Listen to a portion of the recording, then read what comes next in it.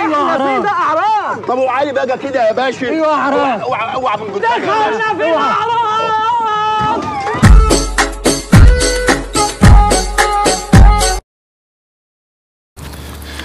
ايه بتفتش ليه؟ وكمان هتقول لي معكش فلوس ها؟ لا ما انا مش معايا فلوس لان احنا فقراء. وبعد في لعيب كبير في نادي الزمالك بيلعب لغايه دلوقتي، ما ينفعش اتكلم اقول اسمه يعني.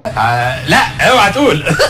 والله ما انت اللي انا عارفه. اوعى. هو انا قلت حاجه؟ ايوه عرفته. قال لي مش هخش النادي. ليه؟ كان عايز يدفعني 50,000 جنيه. اللعيب؟ والله مش وقت استغراب خالص دلوقتي. جيب منين 5000 جنيه؟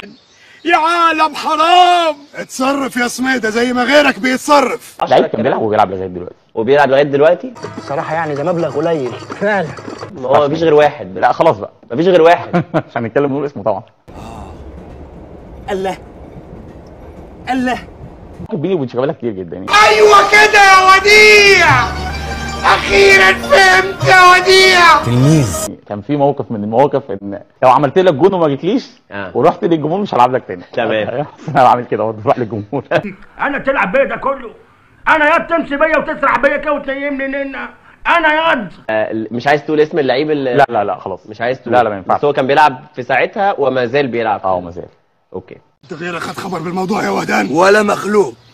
انت متاكد يا وهدان؟ عيب يا كبير، ده انا اقطع لساني قبل ما يطلع سرك.